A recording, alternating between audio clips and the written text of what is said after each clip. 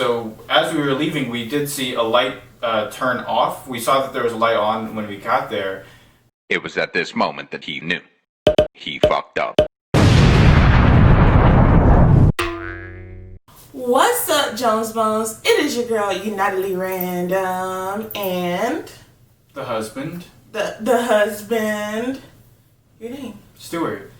The husband, Stuart. And today we're going to be talking about our entanglement with a con artist. I know. A lot of you guys are like, Will. Alone! Please! I just had to do it. So, we got entangled with a con artist. Stuart, give me the beginning, and then I'll chime in with more details as I see fit. Well, we were looking for a place and running out of time to do so, and we were scouring Craigslist, and we found a place that's fully furnished. It's a nice little condo where we'd be renting from a guy over in Union City. A little bit of detail behind that. We had to leave out of the place that we were in I think about 2 weeks. And honestly, I started looking for a place those last 2 weeks because I was waiting for somebody else to look for a place. We're not gonna go there. But we were really running out of time and I was getting stressed the F out. So actually, I'm the one who found this place because I was looking online because I really wanted to have a place to call home right after this. I was like, yo, we got less than 2 weeks-ish in this home.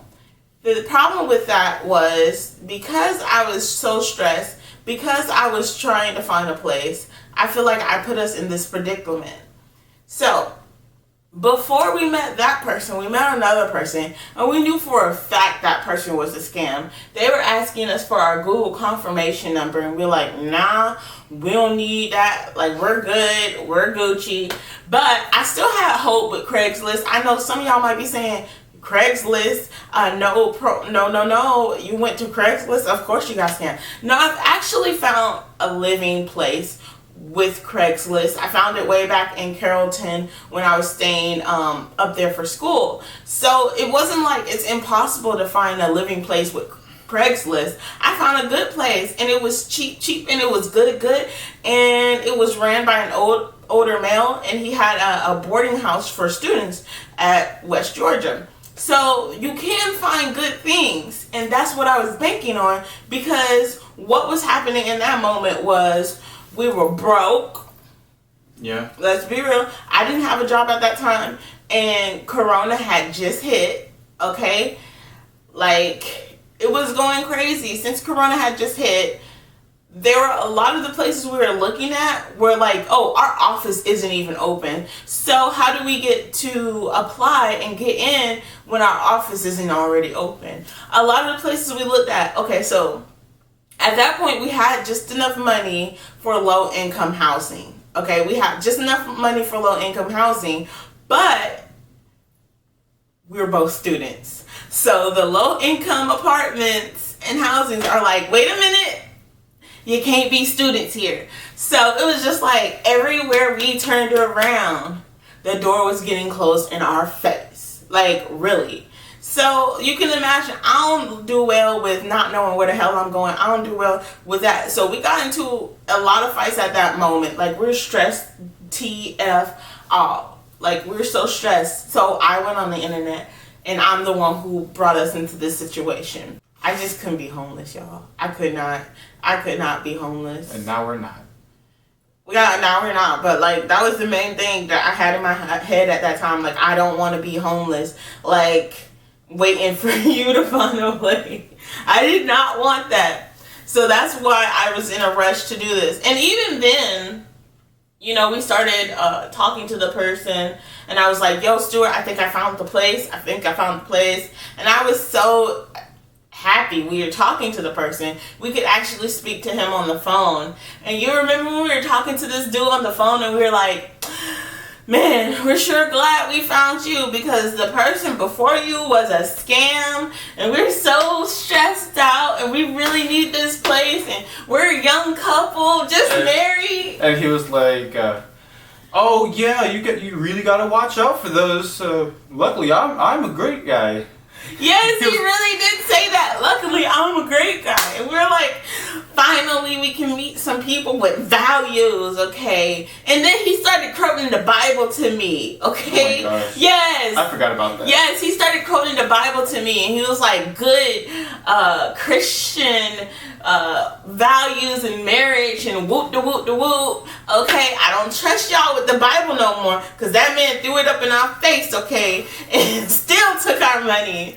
So we're talking to this person on the phone for a while, right? Mm-hmm. It wasn't like we just was like, okay, take our money as soon as we saw it. We saw it, we talked to him, he sent us the contract. It was a relatively legit looking contract. In hindsight, probably should have done some more research, but he had it from a reputable website that he had build the lease agreement. He sent us that and several other like documents for like pets and whatnot, because he was willing to take my pets as well. He was like, I can make an exception for you guys. Mind you, while we're on that, okay, so it's a little bit funny. So Stuart had a cat and a dog. It was Dakota and Leo. Dakota's popped up into one of the videos. He was like right there at my knee. He was like, hey, what you doing? But he's popped up before. Leo, he hasn't really been on the screen. He's been sitting next to me. Y'all couldn't see him. But this man, we were like, oh, we got a dog and we got a cat. And this man was like, I'm only really comfortable with one of the pets. Like we were really moving in. I'm only comfortable with one of the pets, but I guess I can make an exception.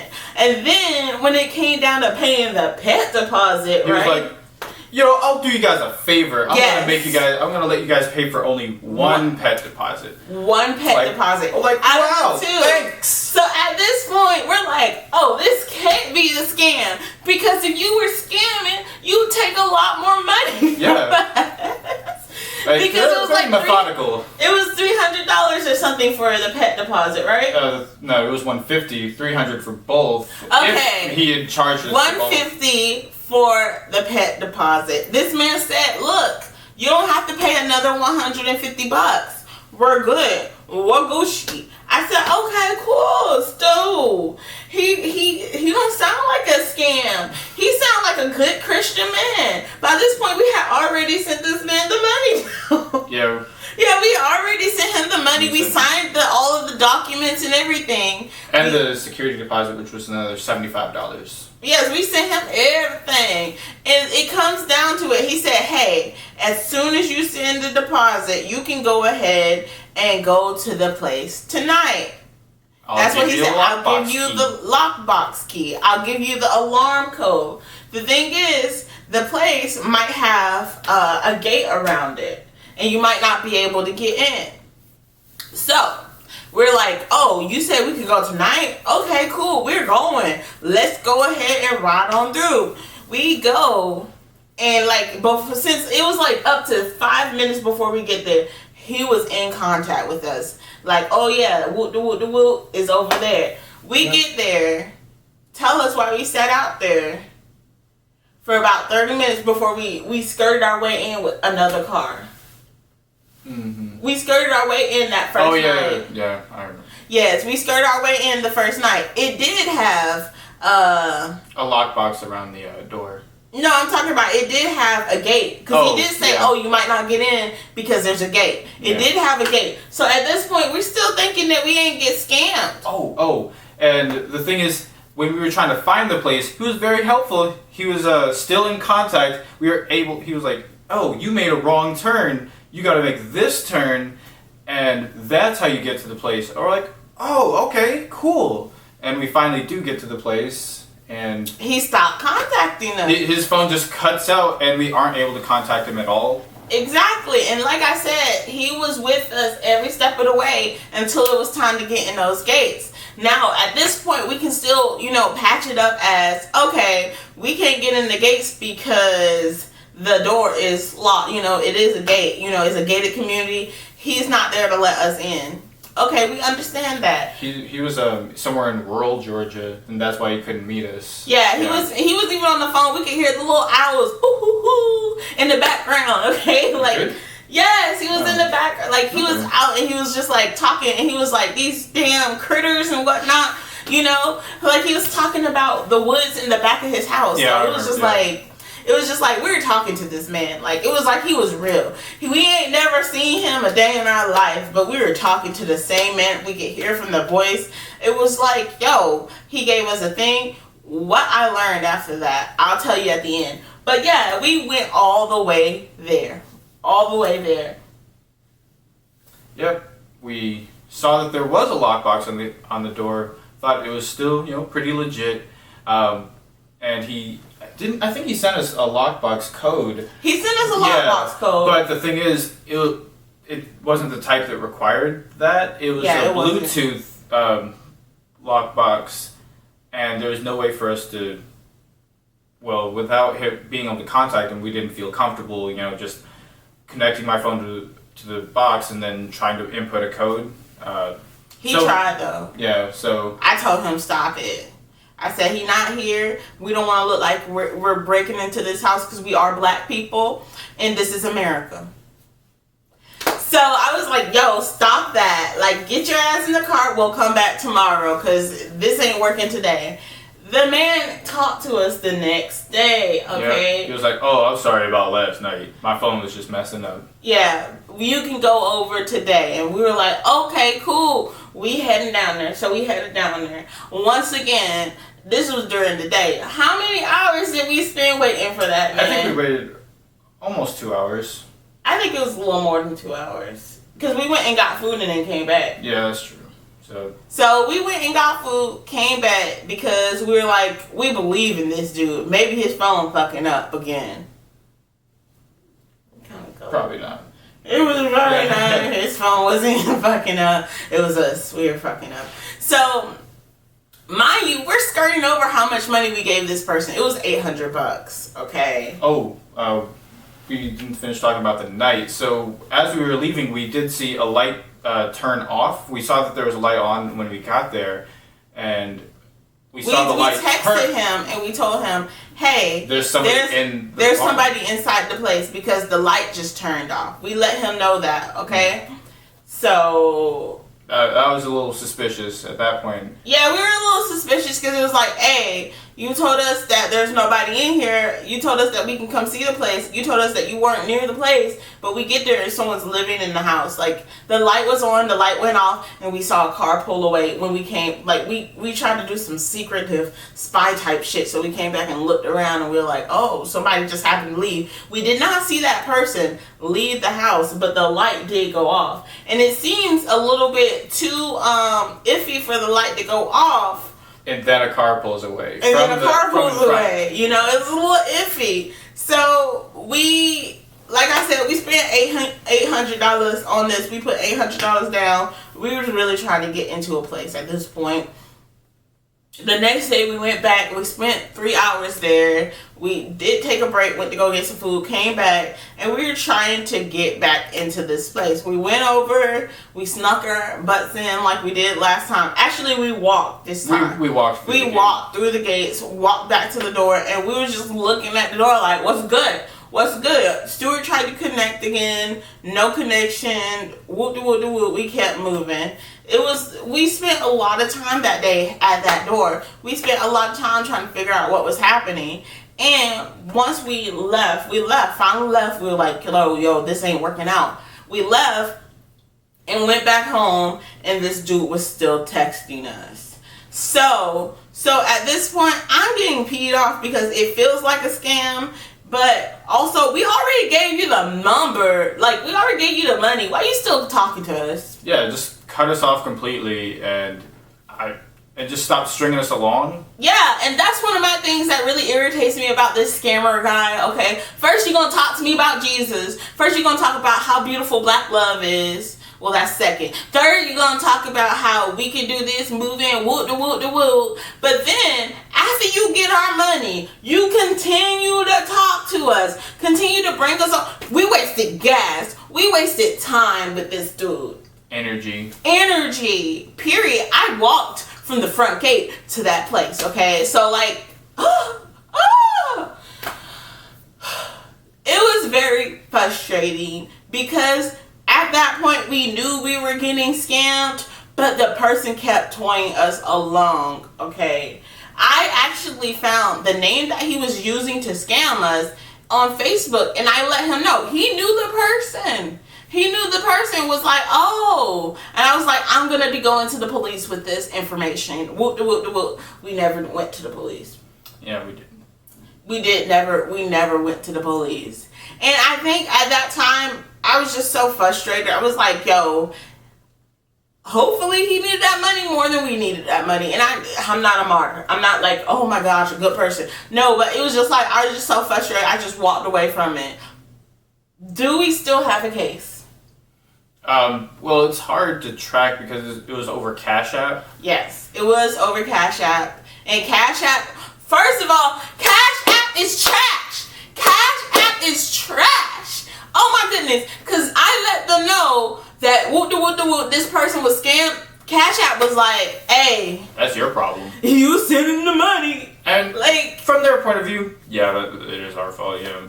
We didn't send in the money, but also I'm letting you know that there was a scammer using your app, and you should protect your consumers, okay? Like, come on, Cash App. Cash App, protect me because I need to be protected. And then what's really funny is Stuart sent the money to the wrong people at first. Oh yeah. And luckily that the people I sent it to were they nice weren't enough. Scammers. Yeah, they were nice enough. Hey, sorry about that. We'll just send the money back. And they did. It was really cool. The guy still stayed on the phone with us about it. He was like, helped here, us out. Here, try doing this. Try doing this to, talk to Cash App, whatever that you need to do to get your money back. Yeah, so Stuart had to call the people who he sent the money to and be like, hey, can y'all just send that back? And they were like, yeah, bro, we ain't even accept that. Yeah. I guess if you get $800 random in your Cash App account, you like, hey, what is this? So we were thankful on those fronts, and we were thankful because we learned a lot. What did we learn? Don't send money without seeing the place. Don't send money without seeing the place. Don't send money without seeing the ID. See the ID. Make sure the person you're talking to is the person who's on the paperwork. That's the person that you see. Because at that point, you can take them to jail with that. You know, you can be like, this person with this name is the one who did it. It might be a fake ID, but baby, you got a name. And at that point, we didn't really have a name until I found him on the internet, Mike something, okay? Because he was saying he was working with Mike. Mike's the one who was scamming us. You can never trust a Mike. I'm gonna tell you that from person. Don't trust Mikes. Don't trust Mikes. Yeah. Oh, and what about how that Mike is actually using his friend's name? Yeah, he actually contacted his friend. Yeah, I already said that. Mike was using his friend's name, and I said I already talked to him on Facebook, and I knew, I was like, okay, here's the connections. I sent him a thing, and I was like, hey, the Popo gonna be talking to you. Your friend Mike. Your name is on there. Yeah. Your name is on there. And the funny thing your name to is, screw you over. the funny thing is, when we went to the other place and we were looking for a name, it didn't say nothing about no Mike or nothing like that. His name, it sounded like the females that he knew, some female in his life was the person who owned the place, because their number would come up, because you know when you have to call in to be let into the building, their number would come up with the last name, and it was 2 different last names. We called both of them. There was no connection with that whatsoever. I left messages saying, hey, somebody's using your apartment over here to scam people. You should probably check that out. But other than that, nothing came from that. So at the end of the day, we learned our lesson. Yep. It's a rough lesson. It was a rough lesson. We lost $800. Well, more than that. If you got this far, You must really love me. And I too, sending you positive vibes for the weekend. And I will see you next time. Go ahead and like and subscribe. Bye bye.